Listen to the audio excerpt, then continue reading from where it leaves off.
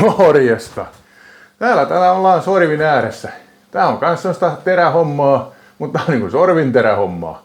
Tässä nyt sitten on tää sirkelin akseli. Tää täytyy tällainen kokonaisena ottaa tänne, kun tää niinku tällinpuoleinen laippa olikin kiinteä. Kaikkea sitä sattuu. Mutta ei se mitään, kun on hommansa osaava sorvari, niin näinkin ne hommat onnistuu.